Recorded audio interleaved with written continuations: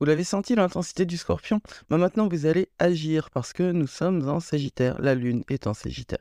Jusqu'au 12 à 2 heures du matin. Alors ça a commencé hier à 7 heures du soir, toute la journée de mardi, toute la journée de mercredi. Voilà. Bonjour, c'est Judith d'Astrologie et compagnie et je vous présente les brèves de lune pour les 10 et 11 septembre. Et on ne va pas parler que de la lune.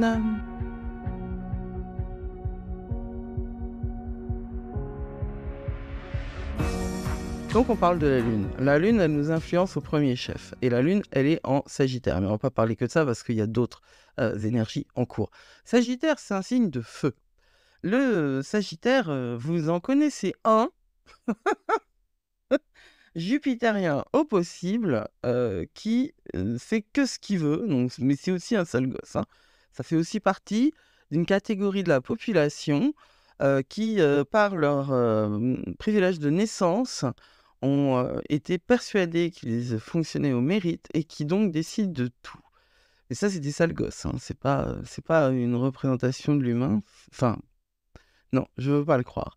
Donc, le feu. Heu, c'est autant c'était introverti, autant c'était intense introverti en Scorpion, autant là, c'est intense extraverti. Il faut bouger. D'abord, quand les lignes de feu sont il faut bouger.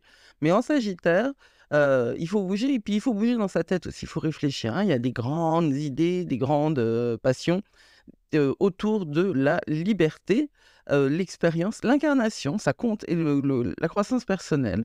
Hem, mais aussi parce que, le Sagittaire est donc derrière, le Scorpion. Il a passé le signe, qui pour moi est vraiment un signe portail, équivalent à la maison 8 qui est une maison de portail. Il a passé le stade de la mort et de la transformation. Il a compris que nous n'étions pas que, heu, corps.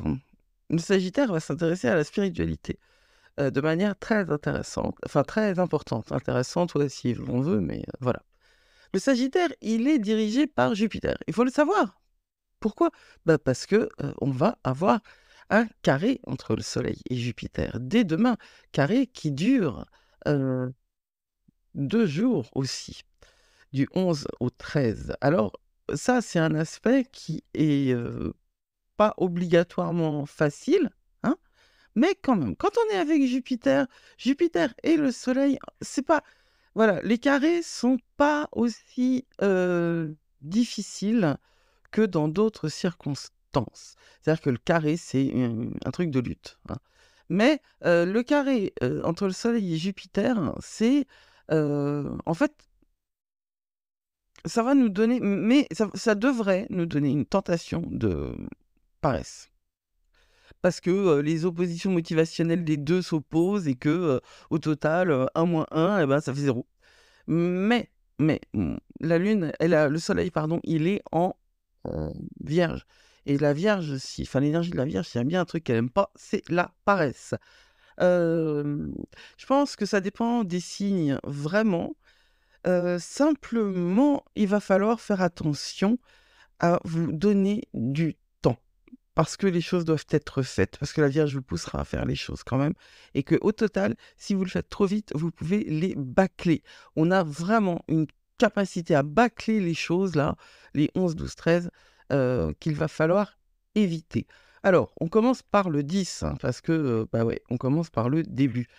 Ce mardi 10, il n'y a pas de multiplication d'aspects de la Lune. Donc elle sera pur jus Sagittaire.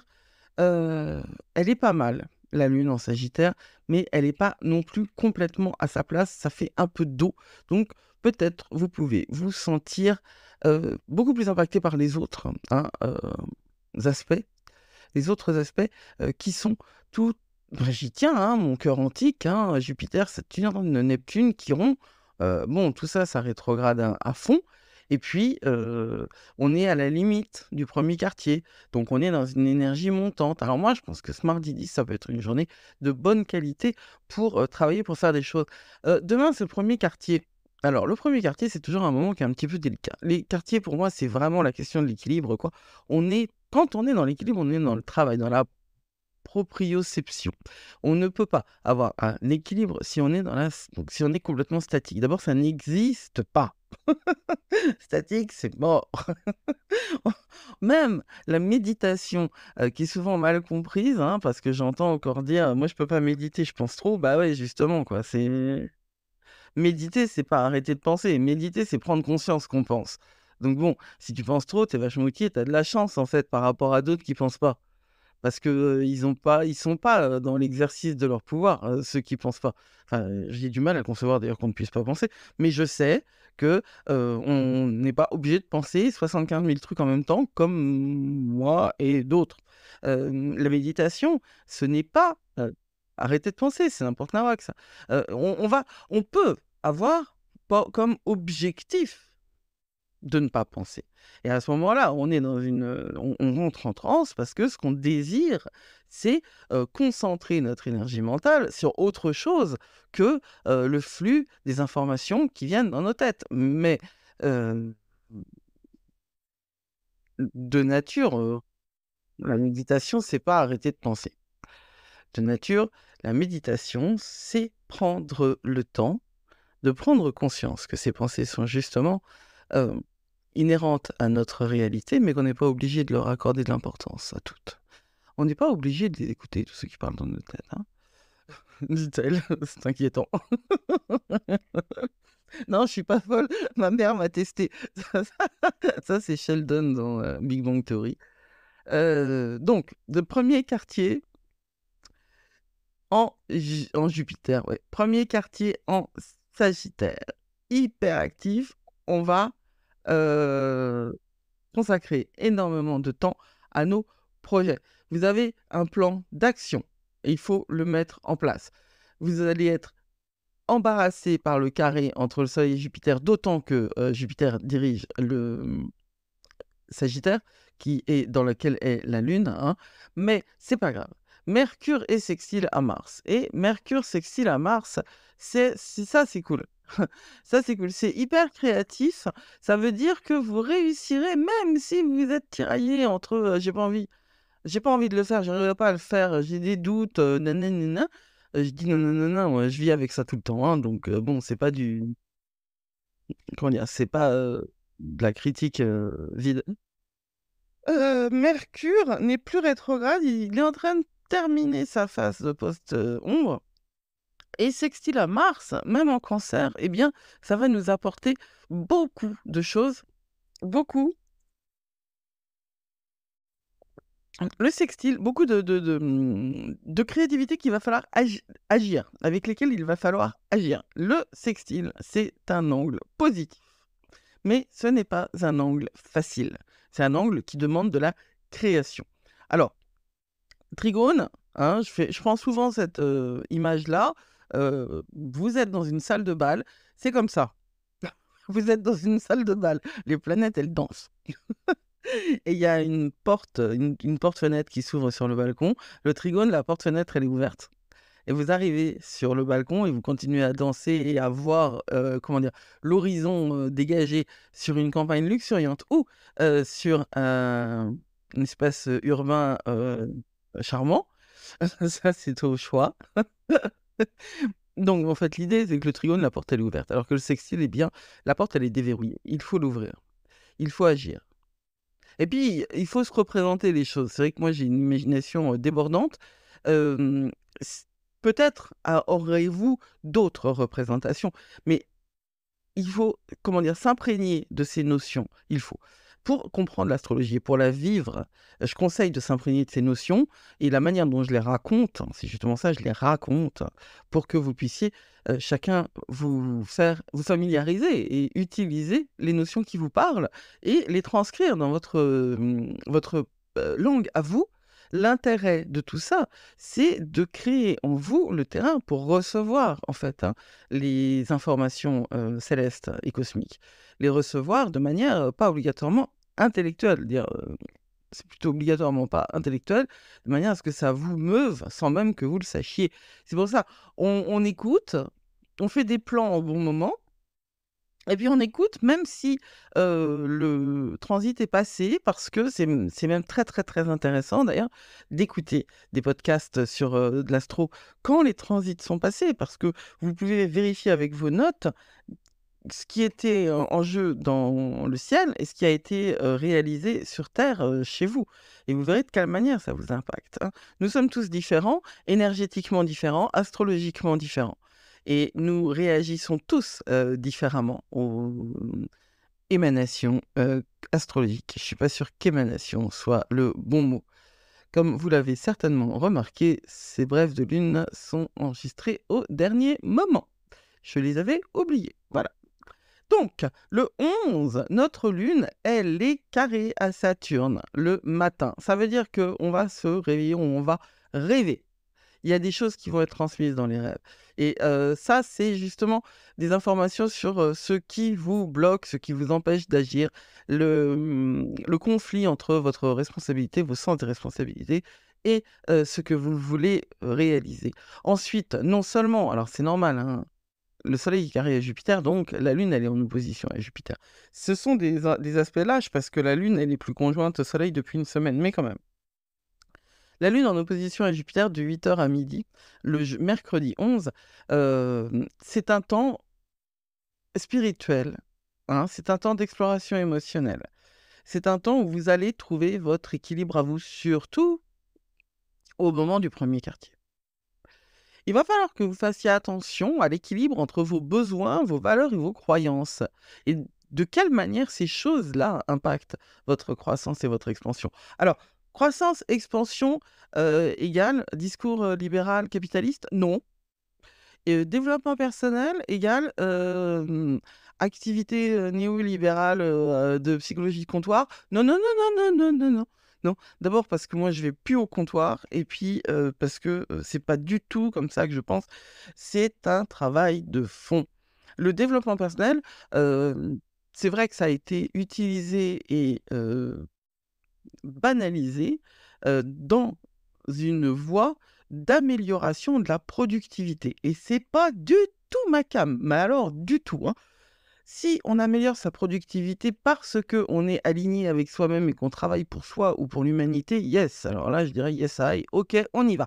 Si on améliore sa productivité pour faire plaisir à un patron dont l'objectif est visiblement de détruire la Terre, qui est, je sais pas où il va mettre ses enfants et les petits-enfants, etc.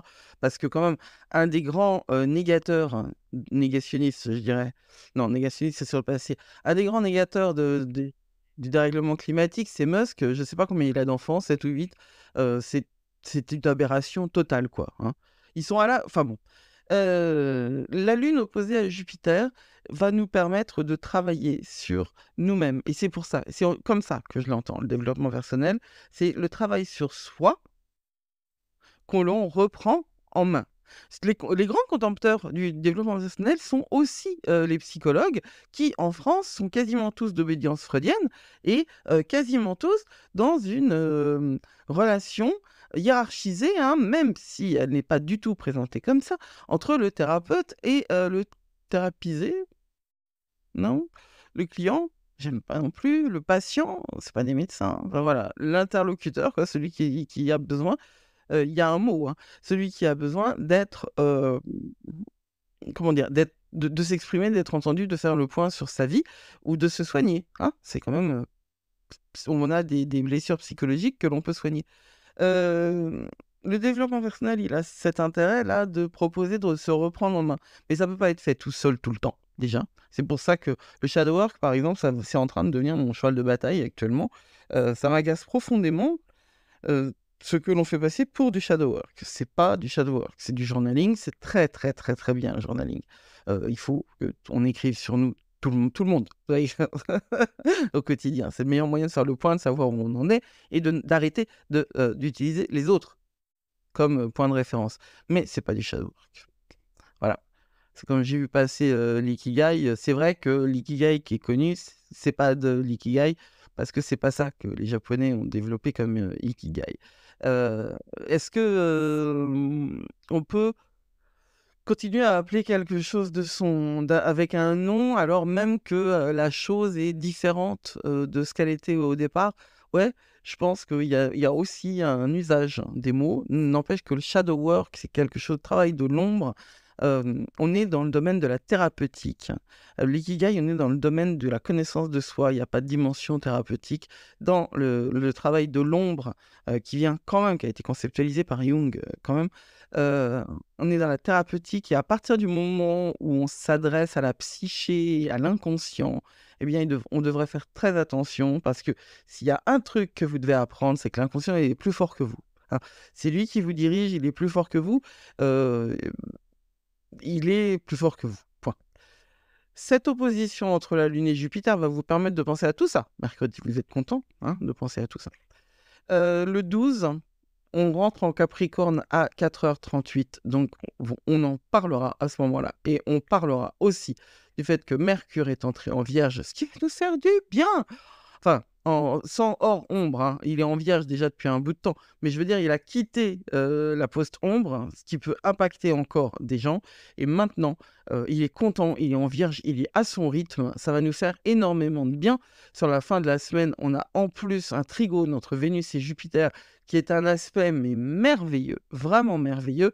Bon, dimanche, on a un petit peu Mars carré au nœud nord, et ça, c'est pas super top. En fait, ceci dit, on va en parler. Il va y avoir du sport. Non, ça va. Il va y avoir de l'inattendu, mais si on est nous-mêmes, si on est créatif, positif et créatif surtout, hein, euh, on peut en faire quelque chose de bien. Et voilà, c'était les brèves de lune pour les 10 et 11 septembre. Un peu bordélique, un peu chaotique, mais toujours aussi riche. N'oubliez pas de rejoindre Discord et vous pouvez me poser toutes les questions que vous voulez. J'y répondrai. D'abord, je réponds sous le réel. Il y a un réel sur YouTube qui vous parle de ça. Il y a un réel aussi dans YouTube, ça s'appelle un short. Enfin, c'est la même chose. Sur Insta. Communiquez avec moi si vous avez des questions à me poser. Vous pouvez aussi les poser sous ce podcast sur les dealers de podcast ou sur YouTube. Je réponds. Vite fait, déjà, je réponds aux messages. Ensuite, je vais faire des podcasts audio dans un premier temps pour répondre à des questions individuelles. Je pense que après, peut-être, il y aura des séances de questions-réponses, peut-être même qu'elles seront en direct. Et ouais, inscrivez-vous au Discord. Aussi, si vous le désirez, bien sûr, n'oubliez pas non plus l'agenda du ciel, les murmures du ciel. Et puis, j'ai fait un oracle quand même digital. L'air de rien. Explorez votre lumière. C'est un oracle qui est justement en développement personnel, mais avec ma touche à moi. Je vous souhaite une très très belle journée. Pardon, prenez soin de vous. Vous êtes plus fort que vous croyez. Blessed be.